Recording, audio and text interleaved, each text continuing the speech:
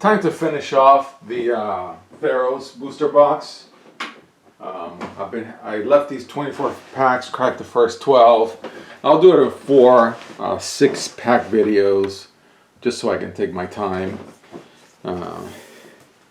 Been following more as a bystander than anything else the whole secret lair, the Walking Dead business. Boy, if you walked into a bar right now with a bunch of Magic players and says something like, "Wow, I really like that product, and I can't wait to buy 10 batches of $50," there'll be a lot of punches thrown.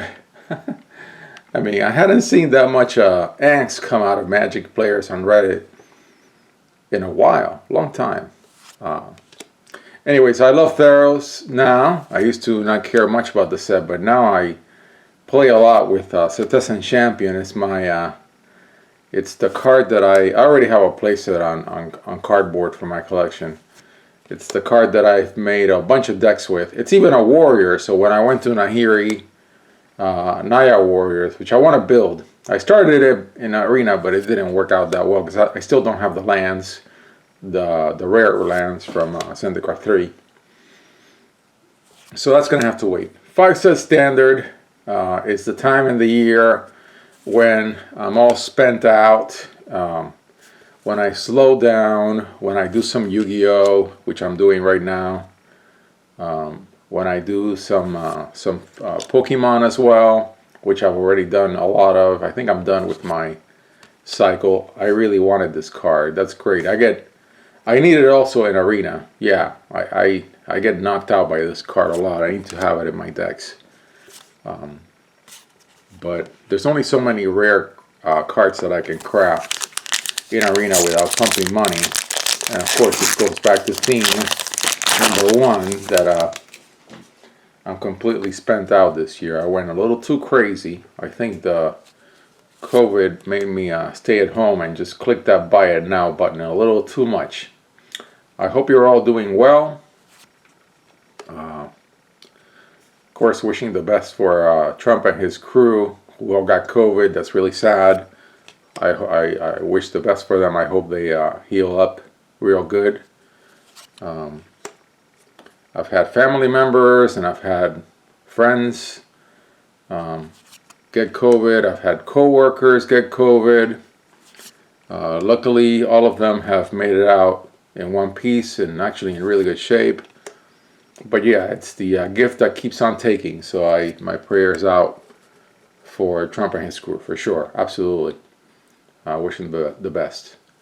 But anyways, back to Magic, man.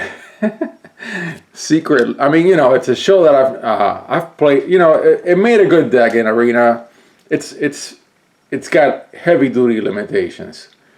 Yeah, more of a beautiful art card than anything else, and fun to play, but in a Johnny sort of way. But yeah, boy, somebody at Wizards Corporate is is both not a Magic player, okay, and has no idea what makes Magic players tick. Which, of course, if you're a Magic player, you know what makes Magic players tick. And if you want to get a bunch of Magic players really upset, who are all in franchise, like me, spend a lot of money on Magic, think about Magic all the time, I've been doing it for years, all you need to do is say, hey, this card that I'm printing in this $50 product is the only way you can get it. Oh, and guess what? It'll probably become a staple in Commander. Oh, man. That's when all the punches start getting thrown at that bar.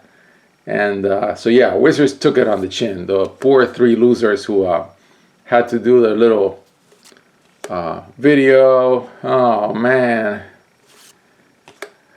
sucks to be a corporate monkey, but I guess people have to make money, which I understand.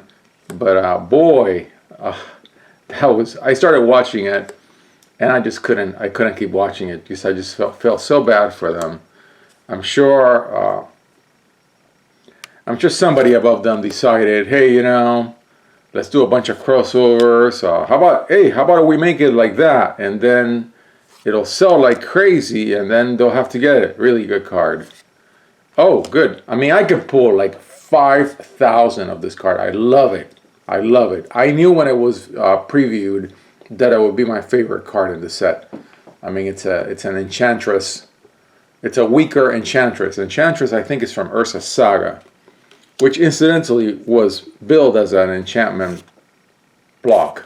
It turned out to be just so broken that it's everything. It's an enchantment block, it's a mana block, it's an everything block. Because of all the brokenness in Ursus. But, yeah, man, some really angry people out there. Of course, I think COVID, people being stuck at home, there's anger from that alone. And if you're a corporate stooge and you're stupid enough to do something like what Wizards did, man, you just put a target on yourself, and then all the wizards, all the trolls of the interwebs come after you. But I'm sure it'll blow over. They'll have to do something about those cards. There's no way that they're gonna get away with making them what is it, mechanically, whatever the term is. But yeah, they've been milking the player base pretty hardcore, building quite the bubble. Luckily, I've stayed completely out of it by buying the cheapest, lowest value cards that they sell in what I call now draft boosters. And of course, the estimated value of everything that I've been cracking is pretty much zero, which is the way that I like it. Great, my second one. Nice, nice, very nice card. And I love the artwork too. Yeah, great artwork. Yeah, Jasper icing. Yeah, beautiful artwork. It's just the way I like it. But yeah, the estimated value of a booster box of Zendikar 3, okay, when you crack it, not just now, wait a year from now. If you don't score like a super duper, well, the way to say it is all the value in that box, all of it is, there's going to be one mythic rare that's going to retain value for the years to come. It hasn't been determined which one it is. There's one in battle for Zendikar. I think it's Ulamog. Okay, so you hit that card and your box topper. That's it.